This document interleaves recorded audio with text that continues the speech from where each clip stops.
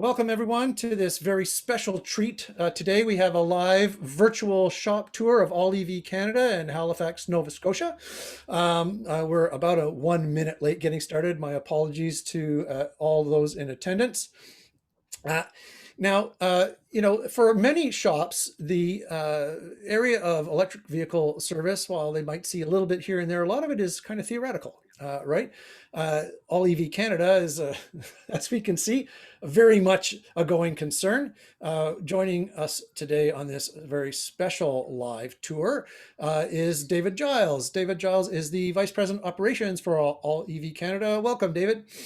Hey, thank you, Andrew, and welcome everyone for attending our virtual tour of All EV Canada. As Andrew was mentioning, we are one of two dealers in Atlantic Canada. We are only an EV center. We don't do anything else other than electric vehicles. PHEVs and hybrids, we do a little bit of that, but we mostly lean on the BEV vehicles, which is battery electric vehicles. We made the transition last year in September, made the decision, no more gas-powered vehicles at our facility, and solely relied on electric vehicle for our service and sales of our vehicles. So we also are a dealer. We sell pre-certified used vehicles as well from our two locations, and our operations here is actually a service center as well, which we're about 10,000 square foot facility. We do battery repairs, vehicle repairs. We do lots of different types of systems and stuff like that for electric vehicles, and the community has grown substantially here in Atlantic Canada for electric vehicles. So being in Halifax, Nova Scotia is kind of odd, because here we are in an area that's not really pronounced with electric vehicles, but we are now doing, we have enough work that we're actually booking a couple of weeks out. So it's pretty amazing. I'll explain a little bit what we're doing as we go through the shop itself. As you see, we have lots of variety of vehicles. One of the big things that we do at All EV is we do everything. We have Teslas, we have Bolts, we have Leafs, we have Konas and Kias and Hyundais and so on and so forth. So in fact, a lot of our customers, when they come in, will actually park on the street. They recognize that the electric vehicles is the parking lot. It's just really funny that way. But we do have lots of variety of vehicles. So what we're going to do. Go ahead. Yeah. So carry on. Yeah. Carry on. So you see, so we get some cars. We just had a car come in from California, a Tesla Model S, so performance. So, but once again, I really want to show you our operations, what we do here, and what makes us a little different than a regular service center. We are not an engineering firm, so that's one of the things I really want to point out. We don't do reverse engineer anything. We don't do anything like that. We are a repair facility and a sales facility. So let's come on in. We'll take a look. Perfect. Yeah, for our listeners and viewers out there, I think it's really interesting to see, a lot of kind of the model. I mean, a lot of shops obviously have a, you know, a used vehicle aspect to their business, and so there should be a lot of commonality or a lot of familiarity that shops should see in this, other than the fact of the dedication to a single kind of channel of automotive technology. So we're inside now, right, David? That's right. Yeah, exactly. And that's going to be, we get a lot of dealers in Atlantic Canada, right across Canada, actually, that do give us calls or send me emails about how to get into the electric vehicle market. What do they need to do? What do they need to know? Once again, training information are the big things. So, but we've done a lot on our in-house, our own training. I came from a background of being a trainer with Nova Scotia Community College for 12 years. So I have a lot of experience with training, and I pass that off onto our staff as well. So right now we're in our showroom here, and as you can see, we have a Chevy Bolt in here, and part of our business is education. We really are educators at the end of the day. Typically selling a gas-powered vehicle takes about 10-15 minutes. Somebody comes in, already kind of knows what they're looking for. They don't have a lot of questions about how to fuel their car and stuff like that. Whereas electric vehicles, it's so new that a lot of people that are coming in to look to purchasing a new electric vehicle, they have a lot of questions. They have a question about the infrastructure, charging, the distance the car can go, maintenance on the vehicle, how long will the batteries last? how good are these cars? And these are all the questions that we always get. So our sales staff here spend a lot of time with customers talking about, the benefits of EVs and answering those questions. In fact, we actually do seminars on the weekends, which is actually called "Which EV is Right for Me," and we Okay. actually go through, have people coming in. They can test drive any of our vehicles, and basically it allows them to answer or ask questions that we can hopefully answer while they're here. So part of it, we bring cars in here so we can explain the fundamentals of the vehicle, not so much showing a car for sale, but more so that we can explain how the car looks, how it feels, what it looks like inside, and stuff like that, and which gives them a really good confidence that this is just a regular car. It looks like a regular car, will drive like a regular car, and the only difference is what's under the hood is there's no gas power components, there's no transmission in conventional fashion, no exhaust, no fuel systems, all that is gone. So, but your steering, your suspension, your brakes, and all that is still very conventional with a regular ICE vehicle, which we call as internal combustion engine vehicles, very similar.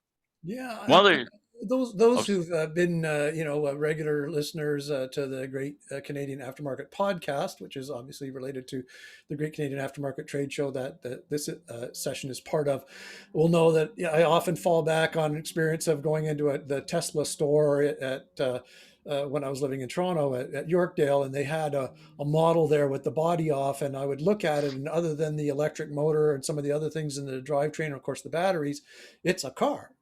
Shocks and brakes and suspension components and steering racks and all of these things. So beyond the kind of the driving technology, it's a pretty conventional vehicle.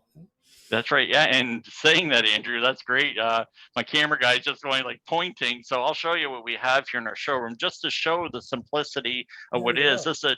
This is a 2019 Model 3. I've done about 3 of these vehicles now like this.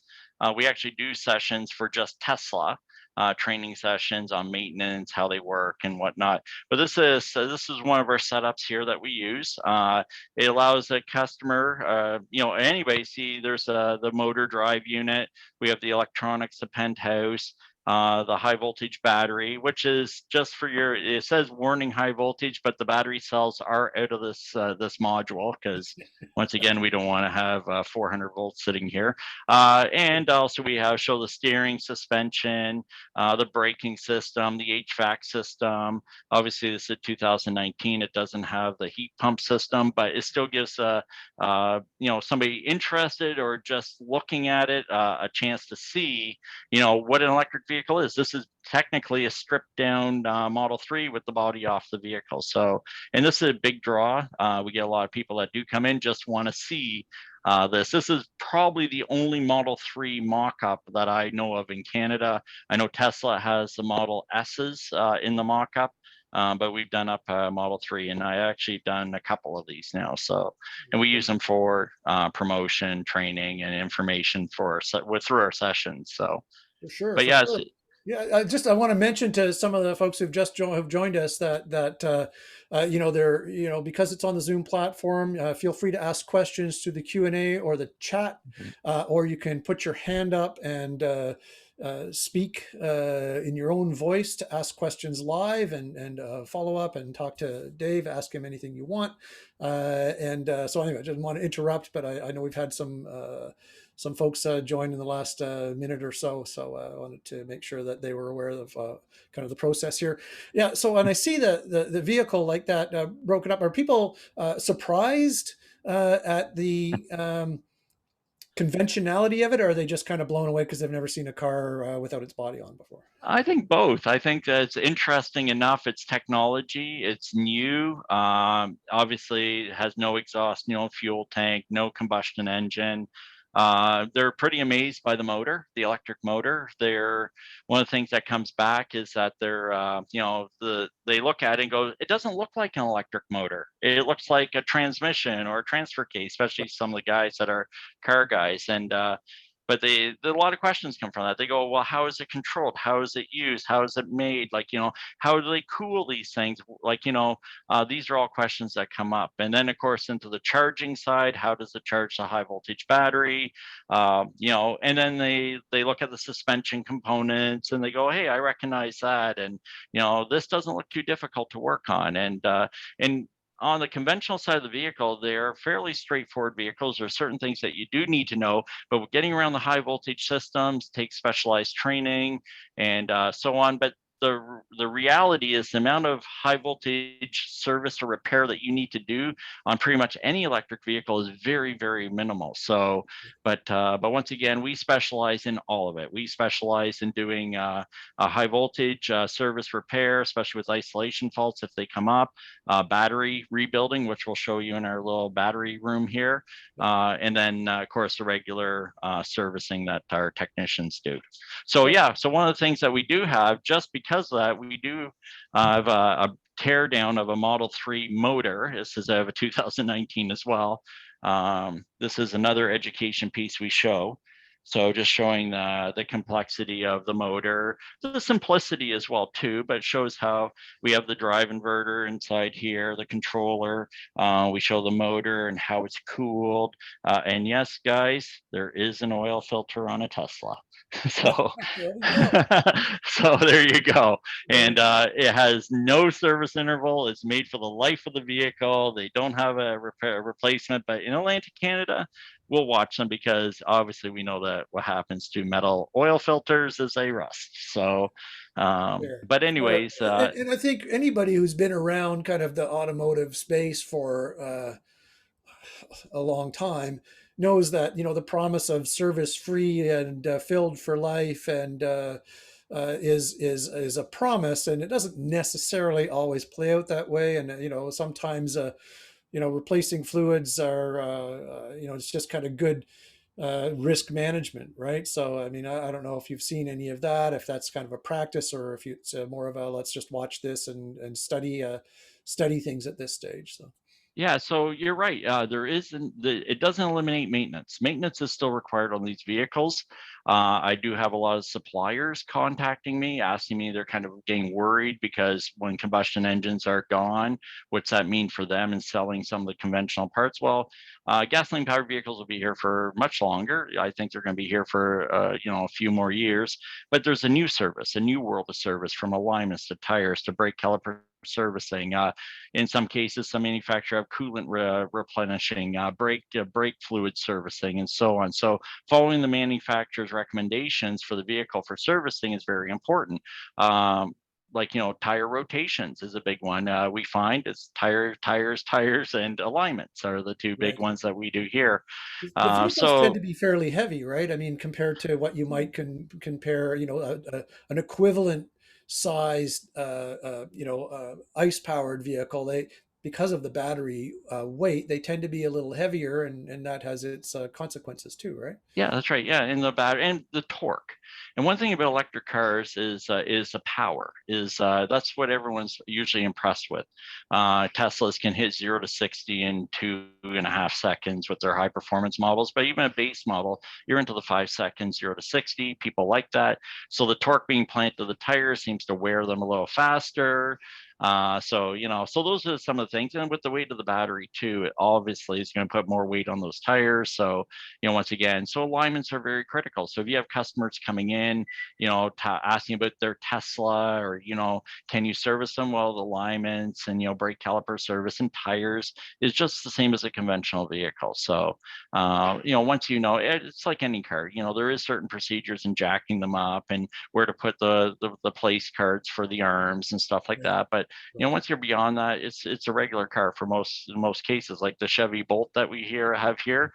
I could relate that to probably like a Chevy Cruze. It's like, suspension, steering, all that is very conventional to a regular vehicle. So Right. Now, you brought up, alignments, and that gets us into, the area of information, about getting the information. What's the spec? For some vehicles, it's probably a pretty straightforward process, but again, I've heard concerns that this isn't necessarily an across the board, reality when it comes to some of the manufacturers as far as being able to easily access some of these specifications. Is that a concern of yours? Do you have some workarounds you can offer, some advice or guidance for the shops out there?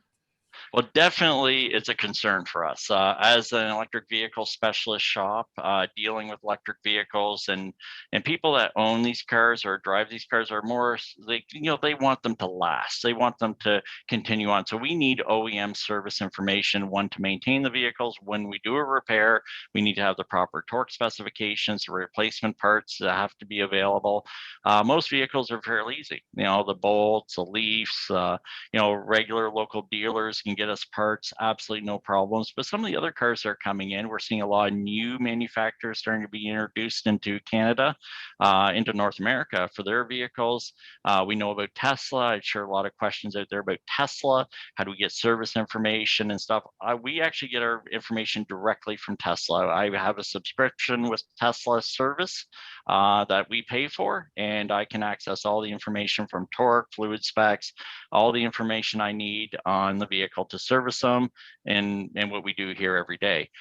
Tesla does restrict some of the service information as well too. So the high voltage systems, diagnostics, and that become a bit of a challenge.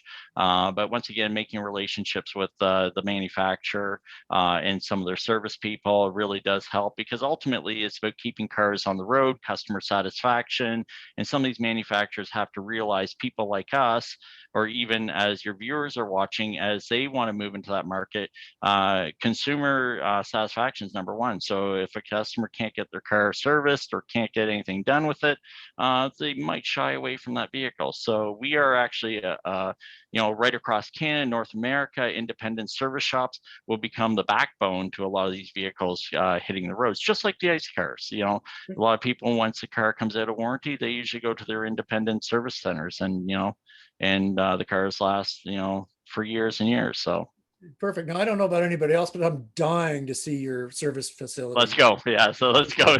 I just got my camera guy. I think is seeing you, because he's going pointing. Let's go in the shop. Let's go in the Yeah, shop. yeah, yeah, yeah, So yeah. so No, so what we're doing is we're going to go I'm like, through. Uh, got to see this, and well, so this first of all, is you got to coming. tell me how does it smell? It's How does it smell, Kevin? Can you yell? Clean. Yeah, you'll Mhm. see this is we've been operating for a year and a half. You can see that our shop floors here. I'm going to take you a walk around into our main shop area, Yep. but it's very clean. One thing you don't see is oil drains. We don't have any of that stuff here. There's nothing that would be a conventional garage you would see. These cars are very clean. In fact, one of our services we do offer is underbelly pan, and using a spray type chemical underneath to coat the subframes and that to keep them clean. So these cars come in very clean. They're usually very there's not much there's no oil dripping or anything like that with Right. the vehicles themselves. So we'll go through, and then we can answer some more questions. I think All some right. of our guys are going to go on lunch, but I want to catch them as they're still in the shop. This is an area in here we do some of our battery repair. I got a couple of packs here. I think I may have posted this one. This is from a Tahoe. The nickel metal hydrate batteries and the older Priuses and stuff like that, we rebuild them. That's a easy service that we do. I balance the battery cells. I have a lab in my own garage at home, so I have probably 300 or 400 cells Oh, wow. from nickel metal hydrate. So so we can see that the Chevy, the Dodge share the same batteries as Toyota and Nissan and stuff like that with their older hybrids. So it's great because we can offer a service that the dealers can't. Is somebody calls us up, says, I had my car at the dealer, the battery has failed. They want $6,000 to do that repair. They come over here. I replace the bad cells. I think these are all my bad cells. So this is a couple of bad cells in here. I swap them out in the pack, put new BMS lines on them, rebalance it, and then reinstall it back in. And it's at a fraction of the cost. Right. And It's a- there is some safety around it, but it's a fairly easy I was job. going to say that you've got to have some protocols in place, obviously. Yep. Both for a chemical as well as the actual voltages and whatnot. But once again, the aftermarket comes to the rescue, right? So Correct. Yes. Yeah. It's really like a pack like this from GM is pretty much NOS now. Very hard to get, very expensive. But if you only have like two modules fail in the pack, then it's you just replace those modules. So yeah, you NOS know, being new old stock, correct? new old stock, yeah, they're getting more and more difficult to find. So, but I've done about 3 of these GM packs. I've probably done at least 2 dozen Prius packs, and this is only Atlantic Canada. So, Amazing. and then I just got a pack in. This is a Honda pack, so I'm gonna go through that pack from an old Civic. So, well, 2008 Civic. So, once again, it's so we can actually give the customers the satisfaction of getting their vehicle back on the road without having to spend a lot of money replacing a big battery. And the other thing is we do here, because we do charge vehicles, we have vehicle charging and stuff.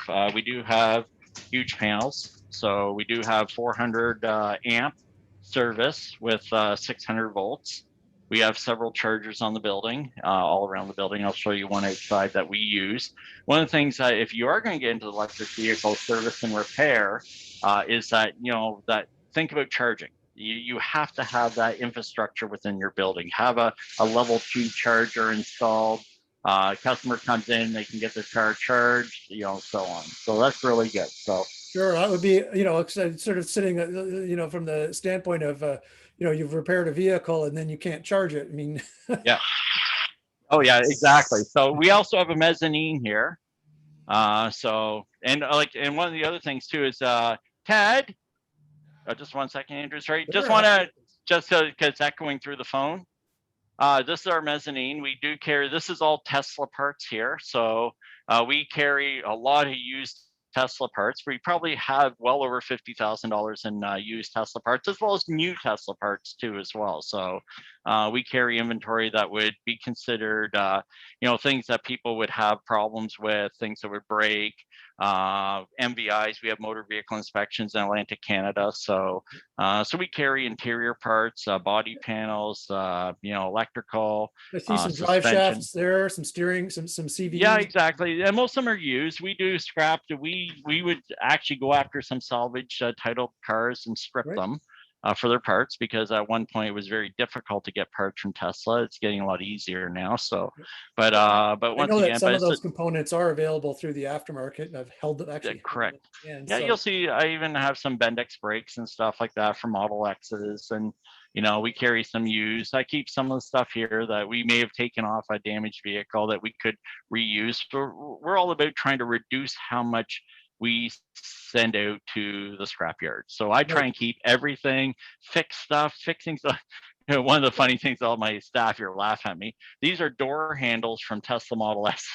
So I'm always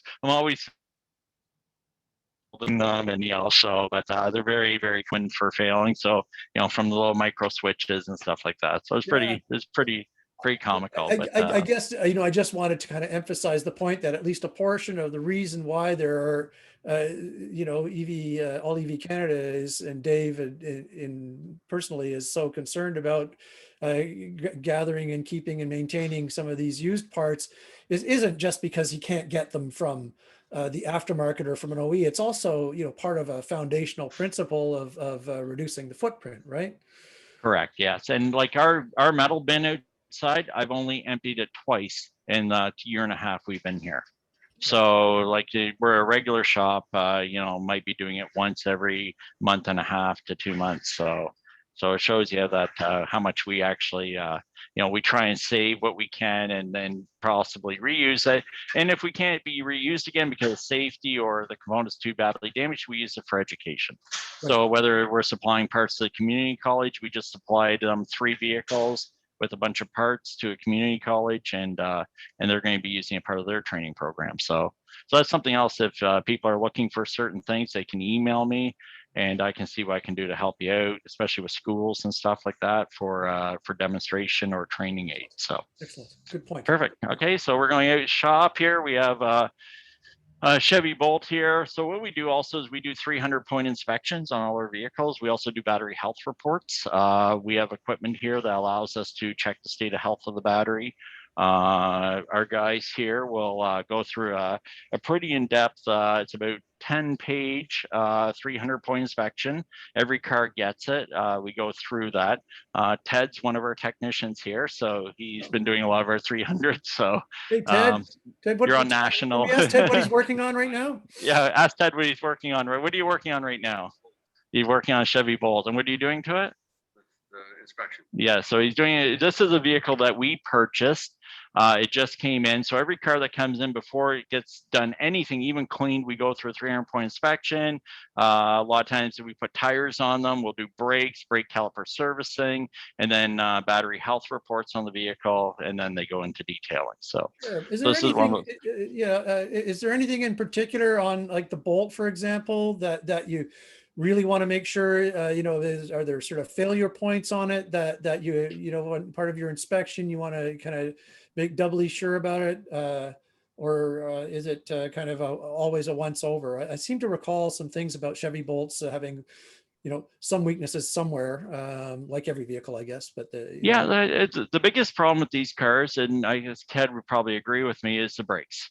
right. Because of regenerative braking, the brakes aren't used a whole lot. They get rusty. They don't wear out. You never find an electric vehicle usually with the worn out brakes. I have a couple cars that's over 300,000 kilometers on them. They're customer vehicles. And in fact, we had to replace the brake pads because they rusted, Right. not because of wear. So we find that with a lot of our cars that come in, the rotors are really rusty or pitted, just not being used from the previous owner. So we replace them. But the beauty is there's nothing special about it. They're a hydraulic brake system, rotors and pads on it, especially for the Bolt, are very accessible from aftermarket suppliers. Our aftermarket suppliers here have been very good at keeping inventory. Mhm. For what we're looking for. One, because we threatened them, but anyways, two. But no, they've come in. They're keeping inventory now on everything, and so this way we make a quick call, and we get the parts. So, and I believe that in a lot of areas these parts are pretty accessible, especially on cars like this. So. Right. Right. So we'll move along. We have our tire change area here. So we do tires is a big thing. Yesterday, if you had been here, these racks were all full of tires. We had tires, pretty much everything. We did a little cleanup, to be honest, but conventional tire equipment, not complicated. A lot of tires are run flat tires, especially on Teslas. All the other cars are pretty conventional, 215, 50, 17s. The only thing I do recommend is that if you are doing tires or quoting tires on vehicles that are electric or hybrid or PHEV, make sure they are extra XL tires. Because of the extra weight that you mentioned earlier, that is critical. Make sure the tire matches the vehicle, so or else you could overload those tires, causing premature wear, reduced fuel range, and even failure in some cases. So Right. it's Right. very important to make sure you have the right tires on the car. Yeah, So so a little bit more capacity or requirement on those tires than you might think for a smaller vehicle, right? So I just correct. again, Yes. Yeah. best practices is always to match the specs, but I can see how very easily might just pick a size and say, oh well, it's a Bolt and this is a good size for it, but there's those last few letters and ratings and whatnot too, right? So. Yeah, definitely make sure. Run flat are very common on Teslas, but once again, as long as they're the XL tires and they're certified by the manufacturer. And Tesla is one of the oddball ones because the way their vehicles are programmed. This is Brandon. He's doing a check on a car now here. So this is one of our other. He's an apprentice with us. He's been here since about 3 months now. You're what, level 4 apprentice? Yes, the level 4 apprentice, and so we're doing some checks on another vehicle that just come in. So, Let, but let me once ask, again, let me ask sure. Brandon a question. Brandon, uh, uh, Oh, Brendan, just he's asking a question. I I want don't to think ask he you a can hear you. question. Uh, Okay. as an apprentice, when the prospect of working at a facility like that, I mean, how does that make you feel about your choice, your career choice and your career path, as opposed to you're working in maybe a conventional garage? So we've lost the video. Oh, just a second here. Yeah. Oops. Well, wait 1 second here. We're just gonna go. There we go. There you go. Perfect. There we go. So how does it make you So feel about, I mean, does it make you feel like you're kind of contributing to the planet, or does it make you feel good about it, or is it indifferent to you? So what Andrew, you can't hear because we have headsets, but I'll ask you. Okay. So Andrew's asked, how does it make you feel working at a shop that's all electric, and the future? I'd say essentially the future of electric vehicles, and how does that make you feel working at a facility like this on electrics? It was a big change at first. I worked at a couple of gas-oriented shops, and basically the first couple of days I was a little nervous, but once Dave showed me the safety protocols and whatnot on working with electric vehicles, I felt a lot more better with the machines, the cars. Correct. Thank you. So sounds good. So we're gonna. Yeah, So it and was we a do little have. hard to, it was a little hard to say, but if anyone could say, he said he was a little nervous at first because of, you probably heard some horror stories about, obviously high voltage and things like that. He was concerned, but sees the protocols in place and put his mind at ease, and now certainly looks like he's really embracing the opportunity. So it's good Yeah, stuff. that's Thank right. you. Yeah. Good stuff. Yeah, and in our alignment machine here is interesting. Snap on Hoffman actually, they had to go back to Tesla to get the proper specifications, and we were one of the very first ones to have these new specifications for the machine. So Right. Tesla does have special alignment procedures, which are critical for how they're done. Alignment adjustments are fairly conventional, but the difference is they do have their own way of doing it, like almost any manufacturer. You got to follow procedures. You got to follow the OEM procedures in doing it. If not, because of the weight of these cars, it'll destroy tires very quickly if an alignment is not done correctly. Some of these cars need two alignments. You got to do two alignments on the vehicle to satisfy the manufacturer specifications. So so once again, there's increased cost in doing some of these cars because of that. But typically alignment would be similar to a conventional vehicle, other than following the proper procedures. Of course. I have a question from Jay Malinowski. I was wondering whether you're doing any ADAS calibrations. No, we do some dynamic calibrations here, Tesla and stuff like that. We can get through some of their calibrations, the bolts and stuff like that. We can do some of their calibrations, but essentially a lot of the ADAS systems will take it to the dealer or a local glass company here, just like not even 200 yards from us. Okay. They have all the equipment and stuff like that. So it's something that we're looking at getting into further down the line, but we don't deal with a lot of collision damage vehicles, as well as glass repair. We usually send out and they usually take care of it. But it's a great question, and it's something the industry really needs to start adapting to, is the ADAS systems. Right now it's like some of the early TPMS systems. It was like kind of all over the place. You need a lot of different things. So ADAS is kind of still there. Specialized training, specialized equipment. It's expensive to get into, but once you have it, it is definitely a service that can be offered to a customer, even if maybe they don't have anything. Maybe they're just getting alignment done. They may have been doing it. It's a good idea to check the cameras on the vehicle, making sure everything's working properly from sonar sensors and so on. So we do a lot of diagnosing on the ADAS systems, but sometimes we'll send it back to the dealer or to our local repair facility here. The glass company like Apple Auto Glass is one of the guys that we use here, and they usually take care of it for us. So, Yeah, but perfect. yeah, For once those who are again, great watching question. live, will have been inadvertently introduced to my youngest daughter, Tilly, who decided to wander into our studio here. But the joys of the modern age. But in any case, moving on, that's as you suggest, there even now, and there's a lot of going concern shops that sub out some jobs because it only makes sense for them to do that if they don't have the volume for it. But again, looking forward to it, we do need to make sure that we have access to that, and if there's a business case for having it in-house, then you move it in-house, right? Totally. Yes, exactly. Yeah. So we're going to go down. We have here an area that we do photos and we do car cleaning. And I have Elizabeth here. Elizabeth is an apprentice. She is probably, I always say this when I'm talking to, groups and that, she is probably the only woman apprentice on electric vehicles only that I know of in Canada. She's Okay. strictly electric vehicle. Tesla is her specialty. She probably knows Tesla.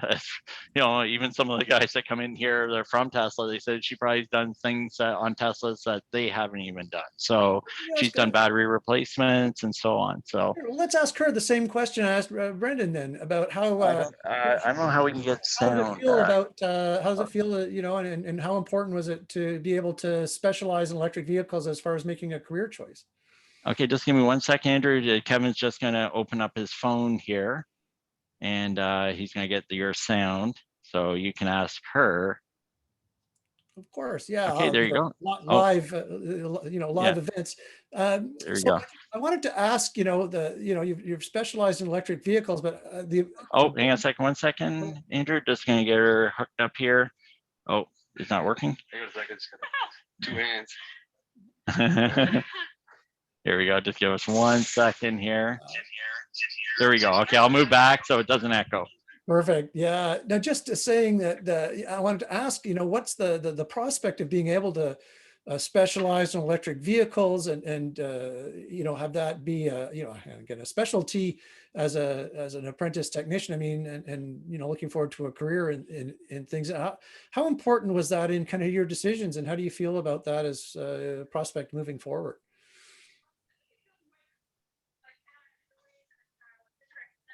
I can't hear her. Oh, here. I'm just gonna turn this mic on there. Hang on a second. There we go.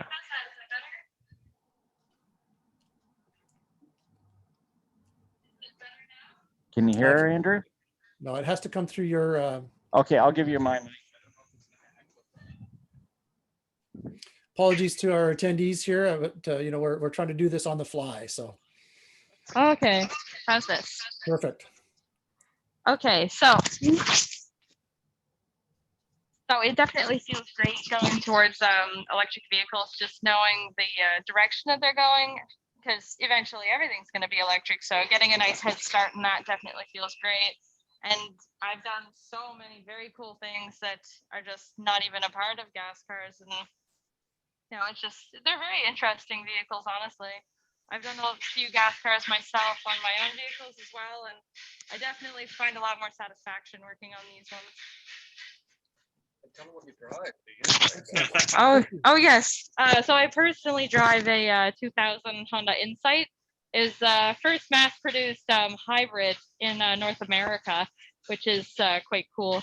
But still runs great. It's got about 300,000 on it, and battery and everything still works perfectly in it. Because I know there's a lot of concern again about, you know, the longevity of the batteries and what's going to happen, you know, from an environmental kind of space, and you know, from what I'm seeing here is you know, one, the longevity is good, and when it does, you know, when the performance of those batteries does start to drop off, there's a way to you know, give them a second life, right? I mean, we went into the battery room just a little earlier on in this tour, so you know, there's definitely both longevity as well as opportunities for service, right? Oh yes, absolutely. We've done quite a few Prius batteries as well, where one cell will die, and then so the car will flag the whole battery in it. And we've had them all apart, taken them apart, removed the dead cell, and put them all back together, and they've worked just like brand new again. So there definitely is there's ways to repair them. I believe one of our previous mechanical engineers that worked here, he did a Nissan Leaf. He refurbished one of their batteries, doing the cells in that. And I think the batteries generally have about 2% degradation every year that goes by. So really not really anything if you're thinking about it that long term. Right. Good to know. Excellent. So David, you know, this sounds Let me like pass it back to him. of course. Thank you very much. So David, you know, this sounds, you know, in addition to all the kind of things we talked about repairing these, this sounds like a, you know, a good attractor for young talent into the industry too, right? Totally, yeah. The young talent coming in, especially for the industry itself, attracting new people. They want clean, they want professional, they want to get a good wage, they want, stability, they want, to be able to grow with a company. And with electric vehicles coming in, it's a new generation of technology, new generation of vehicles. Like you see, like we haven't cleaned these floors since last Friday, and they're like, the shop stays super clean and you can stay clean working on these vehicles. So I think that's kind of getting traction. We get a lot of interest from the schools, the high schools especially want us to go in and do some career day about electric cars and electric car business, and the opportunities, especially in the STEM programs. About how that can relate to young engineers, but maybe they don't want to be engineers. They like to work with their hands, and they would love to get into electric vehicles and a trade itself. So we're starting to see a lot of interest that way. So perfect. Yeah, no. Wayne Cole had a question. He wanted to. Sure. He's asking whether you work on a hybrid, mechanical systems, transmissions, driveline, etc. Yeah, we do actually. We try not. We don't do a lot of it. A lot of times we'll trade the cars in. A lot of people want it because at that time, like 2011, 2012, bearing goes into a Chevy Volt, for example. I have one out in the lot right now. They basically were done with it. It's too old. There's now starting to look at going to a full electric. Hybrids and that. In fact, in the room out there was an engine on a stand there. It was from a Prius. But we try and stay mostly the BEV. We made that decision last year to be a full electric vehicle shop to prove the concept literally right across Canada that you can survive as an electric vehicle facility with the local market for vehicles, and sustain your business for just doing EV service. And to say that, Elizabeth was one of our very first employees we brought in last year. I had another gentleman that came in as well, and he was working with us. And since then, we've hired on 4 more technicians. So one of them, their days off today. We hired a couple others, and also a detailer too. So the business is growing, and we actually opened a second location during the pandemic last August, and it's in Charlottetown, PEI. Okay, good stuff. Yeah. So we're gonna keep going. On. Oh, Yeah. okay. Thanks, Okay. Wayne, for your question. I hope Yeah, thanks, Wayne. Yeah, that's great. This is one of our offices. This is my office. It's usually not this clean. So once again, being honest, it's but I have access to our shop, and they'll come in and use the service information and so on. Even our forklift out there is electric. As you notice, all our airlines, we have airlines out there. We have a compressor, but it's only for usually tires. Everything else is used electric. All our tools, all our impact guns, everything is all electric. So we use all cordless tools here, which we supply the technicians. So we don't expect them to buy it. Some of them have their own pneumatic tools, but we supply them all Milwaukee tools, impact guns, ratchets, so on, whatever they need in the electric side. Perfect. Now, Wayne had another question. He was wondering, Sure. He asked, is the vehicle sales the largest part of your business? Or I guess the question is kind of what's the split look like? It's probably about both. It's probably about more so. Obviously, the electric vehicle sales supports the repair side service. So people buy the cars, they come back and get their alignments and their tires and the winter tire changeover. So I'd say vehicle sales is a big part of our business. We're actually into 2 categories. Our business is actually split. So we have the sales department, and then we have the repair service department. So we support each other, and as well as we're self-supporting as well too. So but right now we're still getting cars out to market. So the more cars out there, the more customers we get back for service repair. So yes, it's a twofold. I'll show you. This is our VP of sales, Jeremy Bernardin. He takes care of all the clients in both locations too, PEI and in Nova Scotia. So now is the PEI location similar to this one, or do you drive business to I mean, there is for those who aren't, who aren't geographically challenged as much as me. I mean, how long does it, if you're sending work back and forth? I mean, what's the time factor between the PEI shop and the Halifax shop? PEI shop is about 3 hours away. There's a bridge to cross, the Confederation Bridge. So really, we share cars. So like what happens if PEI needs a couple of vehicles, we'll ship them over to PEI. PEI has a car that we need down here, they'll bring it over here. So that's what we're doing right now. Jeremy kind of hosts that. That might be a great question for Jeremy too. So I'll just kind of give him a quick Perfect. little, Yeah. here you go. I just want to ask you. Okay. Yeah, so just Fine. wondering what the process is for passing vehicles back and forth or driving business, from one to the other. I mean, obviously, there's a 3 hour transportation kind of limit there, or do you try to make them as self-contained as possible? Yeah, it's a great question, and it's one that we're constantly kind of evaluating and working on. So our challenge is we want to have a centralized location to process the vehicles to make sure that they're ready for sale, right? To do the inspection, to make sure that they're in fantastic condition and they're kind of certified from our dealer. And then from this location, we then send our inventory to all of our other stores right now, which is just Prince Edward Island. But essentially, we send them out in batches, and we'll send either our staff or volunteers, and we'll drive, let's say, 4 cars up, and we'll often have at least 1 car coming back with everybody in it. Now, COVID does make things a bit more challenging, and we sometimes have to bring a couple cars back, but we have a lot of trade-ins and cars that go to different areas, so it's actually worked out quite well so far, and we've been able to I'd say, be quite efficient with this. And it's interesting that there's different periods and cycles and sales, depending on the region. So PEI during this latest lockdown for Nova Scotia was selling quite a bit. So we were able to shift all of our inventory to PEI to help support them. And whereas here, when we have a big wave on this end, we can bring cars back, and having the ability to move our inventory from 2 locations has been, a tremendous advantage. Okay, good stuff. Thank you very much. You're welcome. Pass it back to David. I have a burning Will do. I'll pass it question. right back to him. 1 second. Yeah. I have a burning question from one of our attendees. Who wants to know which software you're using for Tesla, and do you have access to the OEM toolbox software, or do you use an alternative software tool?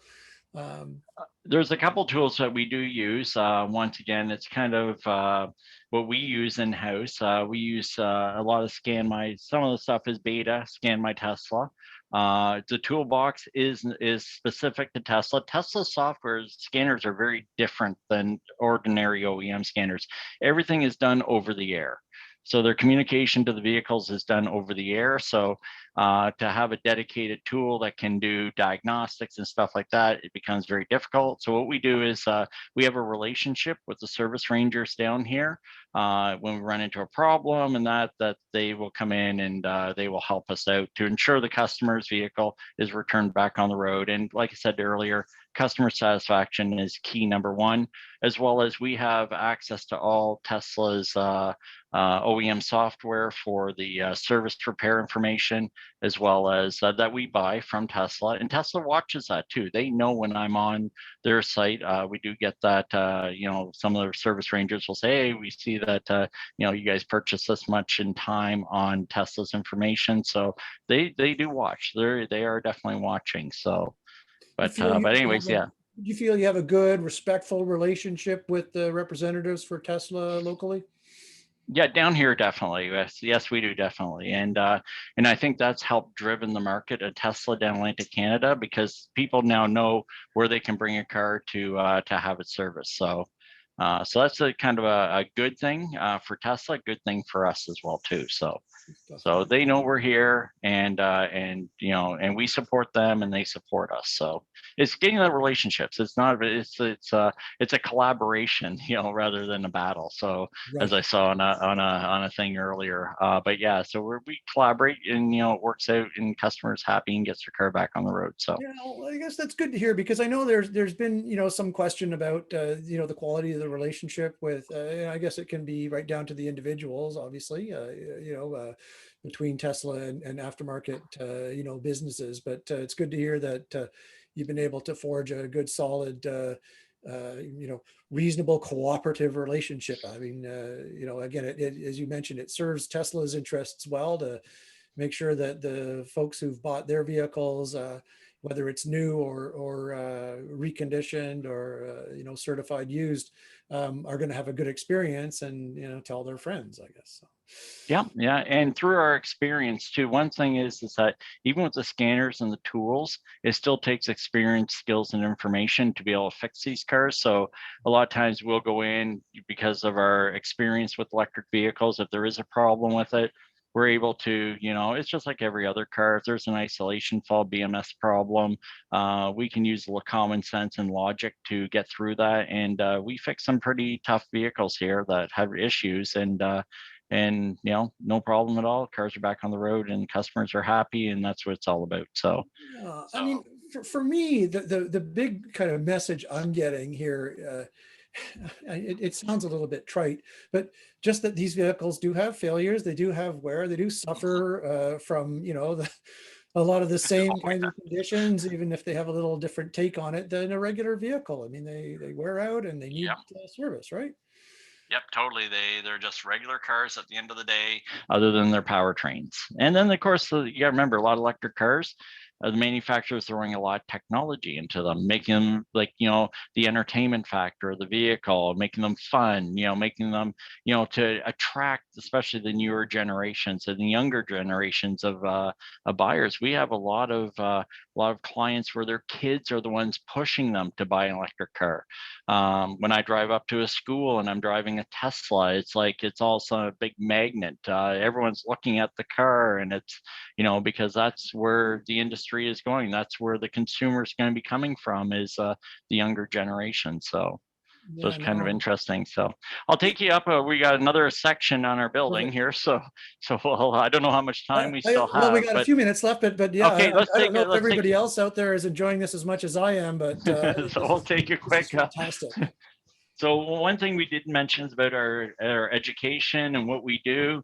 We have an operations area up here that we do marketing. We have accounting and so on. So we have our one area that deals with all that for both dealers right now. So Chris is one of our finance people. Marketing's over here. We have another gentleman at the very end that's not here. So, but anyways, so we have our separate section for that, as well as this is unusual, but in a repair facility, we have a full classroom. Nice. So we do training up here, whether it's for industry, consumers and things like that. So we do sessions up here for learning about electric cars. This is where we do a lot of our which EV's right for me sessions. So yeah, it's pretty neat. So yeah, it's pretty neat. So fantastic. I can think of a whole bunch of folks out in Atlantic Canada who would just love to spend some time digging into what you guys are doing and being able to kind of hold some of this stuff in their hands, right? So well, if anybody has any questions, feel free to email me. You can go on our website. My phone number's there. I have no issues answering questions. It's like, I'm a educator by nature through the past years at the college and working for SPX and CarQuest and as a trainer. So this is, I love sharing information. So. It's fantastic. Yeah. So that's great. I mean, I'm kind of out of stuff to talk about. If anybody has a question, we have a couple more minutes. I'd urge you to post it now or put your hand up and kind of get it in under the wire here. Again, as David said, feel free to reach out. You can reach out to Dave. We'll make sure that in the recording of this that we include some contact information as well, close by, so you can reach out to David if you have any specific questions you didn't feel comfortable asking during this live session or that occurred to you later.